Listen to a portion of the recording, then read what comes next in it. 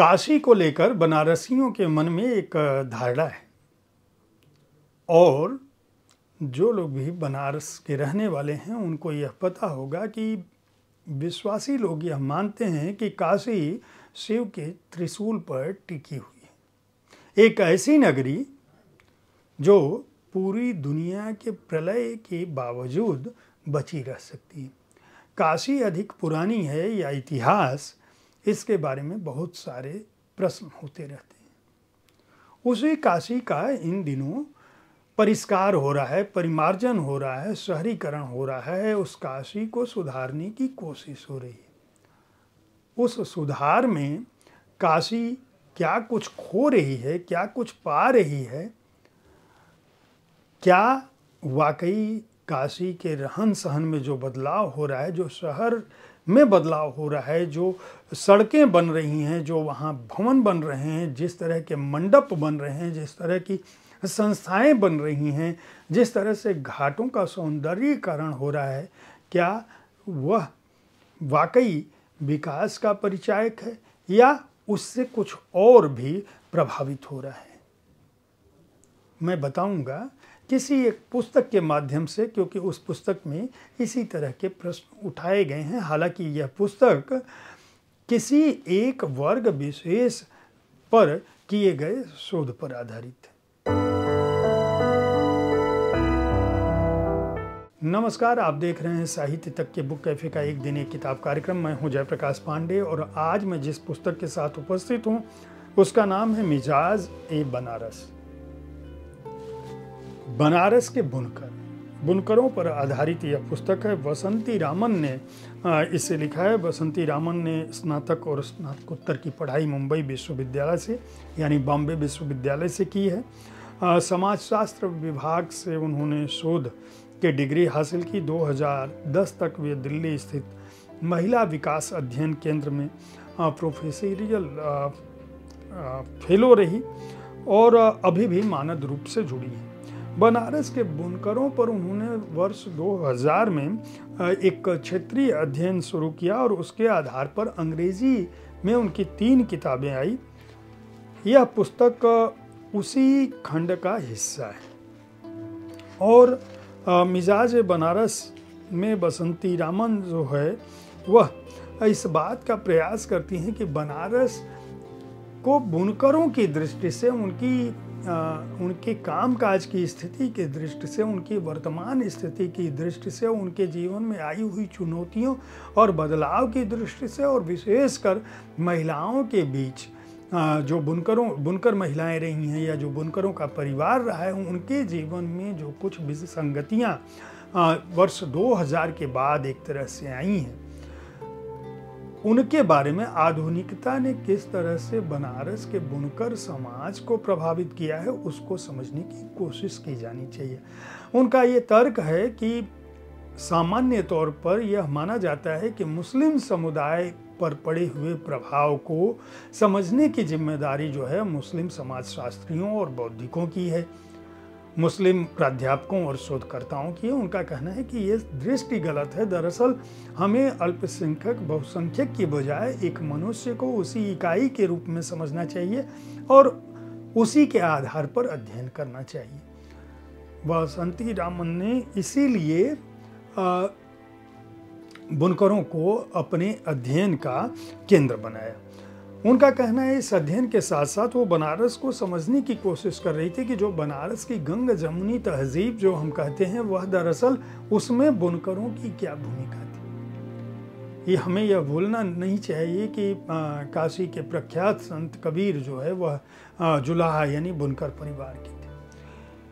तो काशी की संस्कृति से बुनकरों का उस समय का लगाव है जिस समय काशी निर्मित हो रही थी। मैं आध्यात्मिकता की बात नहीं, इस पुस्तक में यह है कि जो भारत की विशिष्ट सांस्कृतिक पहचान के रूप में बनारस, जो निश्चित रूप से एक प्राचीनतम शहर है, उसको इस रूप में भी समझा जाना चाहिए कि आखिर वहाँ रहने वाले लोग साहित्य, धर्म और हस्त उद्योग, ये तीनों पहचान, बनारसी साड़ी की पहचान पूरी दुनिया में है, कालीन उद्योग पूरी दुनिया में जाना जाता रहा है, उस पर क्या प्रभाव पड़ा है और बुनकर जो है क्या केवल इस उत्पाद के शिल्पी हैं, या उन्होंने बनारस की अस्मिता को गढ़ने में भी अपनी पहचान अदा की। आखिर उस जमाने में जब पूरा भारत ही गुलाम था, तो बनारस आध्यात्मिकता की बजाय अर्थ का, वाणिज्य का और दूसरी चीज़ों का केंद्र किस रूप में बना रहा। वे जमीनी शोध करती हैं और वो बताने की ये कोशिश करती हैं कि इस पुस्तक में कि जो बनारस का विमर्श है वह बनारस के बुनकरों के पर विचार के बिना अधूरा रहेगा। और वे यह भी बताते हैं कि बनारस के बुनकरों का जीवन बुरी तरह से प्रभावित हो चुका है। पहले जो बदलाव आए तकनीकी तौर पर, यानी हैंडलूम की जगह पावरलूम ने ली, मशीनों ने ली, फिर उस व्यवसाय में किस तरह से दूसरे वर्ग के लोगों का, व्यापारियों का उत्थान की घुसपैठ हुई, और किस तरह से व्यापारियों के बाद दूसरी जातियों के लोग आए, और मुस्लिम वर्ग में भी बुनकर जो अंसारी समुदाय और निचले समुदाय के लोग माने जाते रहे हैं, उनमें भी जो बड़ी जातियों के मुसलमान थे, उन्होंने अपनी क्या भूमिका अदा। इस पुस्तक की शुरुआत आमुख, भूमिका और परिचय के बाद बनारसीपन से होती है। बनारस के बुनकर उसके बाद आते हैं। औरत, मर्द और बनारसी साड़ी का क्या आपसी रिश्ता है। सांप्रदायिक हिंसा और सामुदायिक तनाव ने किस तरह से बनारस के बुनकरों के जीवन को और उनके परिवारों को प्रभावित किया है। उस परिवार के छोटे बच्चे और जो महिलाएं केवल कामगार थी, जो केवल काम करना चाहती थी, बुनकर जानती थी, शिल्प जानती थी, उनके जीवन पर क्या प्रभाव पड़ा जब पावरलूम बंद हो गया, या जब उनके दंगों के चलते वे घरों में सिमटे रहे। किस तरह से एक कौशल प्राप्त जो शिल्पी हैं वह दूसरी जगहों पे मजदूरी करने के लिए और छोटे मोटे काम करने के लिए, बर्तन मांजने तक के लिए बाध्य हो गए ताकि घर परिवार चल सके। बनारसी औरतों का जो घर और बाहर है वह किस तरह से है, इसमें बनारस का जो सामाजिक स्थिति है उसकी, बुनकरों की उजड़ती दुनिया क्या है, और दो जुझारू औरतों के बयानात हैं। यह पुस्तक दरअसल केवल नव उदारवादी आर्थिक स्थिति को, उसके प्रभाव को, उस नीतियों का बुनकरों पर क्या असर पड़ा है उसकी बात करती है, बल्कि साड़ी उद्योग की ज़मीनी पड़ताल करती है। साथ ही साथ इतिहास को भी लेकर चलती है। समुदाय और इतिहास की जब बात करती है, धर्म और संस्कृति की बात करती है, हिंदी साहित्य की बात करती है, हिंदी साहित्य के बहाने हिंदू बनारस की जो निर्मित है उसकी बात करती है, तब मिजाज बनारस में बहुत सारी चीज़ें आती हैं। बहुत सारे किस्से हैं, जैसे एक किस्सा मैं कहना ज़रूर बताना चाहूँगा। एक किस्सा इस पुस्तक में है कि गाजी मियाँ को बनारस का पहला मुसलमान बाशिंदा माना जाता है। अब ऐसा माना जाता है कि 11वीं शताब्दी के आसपास वो बनारस के राजा बानर को उन्होंने हराया था। बनारस और उत्तरी भारत में उनको लेकर, गाजी मियाँ को लेकर कई किंवदंतियाँ प्रचलित है। कुछ में उनके पराक्रम की बात है, कुछ में उनके आतताई होने की बात है, कुछ में उनके शौर्य की बात है, कुछ में उनके संतत्व की बात है, कुछ में उनका महिमा मंडन किया गया है, कुछ में गायन किया गया। कुछ लोगों का मानना है कि वो कोख भरने वाले और बच्चों के संरक्षक हैं। मुसलमानों की और हिंदुओं की दोनों की निचली जातियां जो है वह गाजी मियाँ को समान रूप से मानती। अब इसकी क्या वजह है कि गाजी मियाँ हिंदू और मुसलमान दोनों में निचली जातियों में समान रूप से पूजे जाते हैं। उनके मकबरे पर मेला लगता है बड़ी संख्या में, और जन स्मृति है कि ये भारत के प्रमुख संत योद्धा थे। मुस्लिम गाथा गायकों के गीतों के अलावा अहीरों ने बिरहा में भी लोकगीत में उनको जगह दी।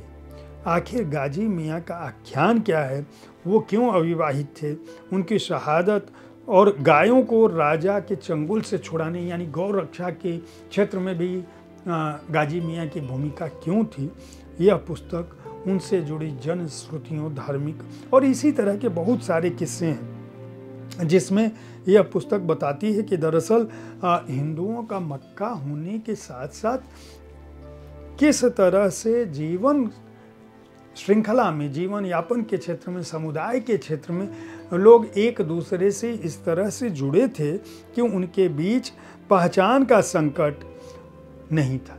जातियों की बात थी, पैसे की बात थी, अमीरी गरीबी की रेखा जरूर थी, लेकिन हिंदू मुसलमान की परिणति नहीं थी। और इनका कहना है कि दोनों ही प्रभावित हुए हैं। जब बनारस के बुनकर की बात कर रही हैं तो ये केवल मुस्लिम बुनकर जरूर उसके केंद्र में है, क्योंकि उनकी गिनती ज़्यादा थी। 80 और 20% का पैमाना था, जो बाद में 60 और 40 हुआ इस पुस्तक के हिसाब से, और अब 50 और 50 का है। तो अगर 50 और 50 यानी हिंदू और मुसलमान दोनों ही बुनकर के क्षेत्र में, बुनाई के क्षेत्र में बराबर रूप से भागीदार हैं, तो अगर कोई उद्योग प्रभावित होगा तो दोनों ही प्रभावित होंगे। एक तरह से यह शोध पत्र है, काफ़ी गहन अध्ययन करके बसंती रामन ने लिखा है, लेकिन वो अध्ययन का दायरा जो है, चूँकि शोध के साथ एक दिक्कत होती है कि वह एक क्षेत्र विशेष के साथ कुछ सैंपल कलेक्ट करता है और सैंपल के साथ बातों को रखता है। यानी कुछ परिवारों से बात होती है, कुछ लोगों की पर अध्ययन करके बात कही जाती है और निष्कर्ष निकाल लिए जाते हैं। तो पूरा बनारस किस तरह से परिवर्तित हुआ है वह इस पुस्तक में उस रूप में आपको नहीं दिखेगा, लेकिन बुनकरों की दृष्टि से यह निश्चित रूप से अच्छी किताब है। मिजाज बनारस इसका नाम जरूर है, लेकिन इसमें बनारस के मिजाज से अधिक बुनकरों का मिजाज, बुनकरों की स्थिति, बुनकरों की समस्याएं अधिक है।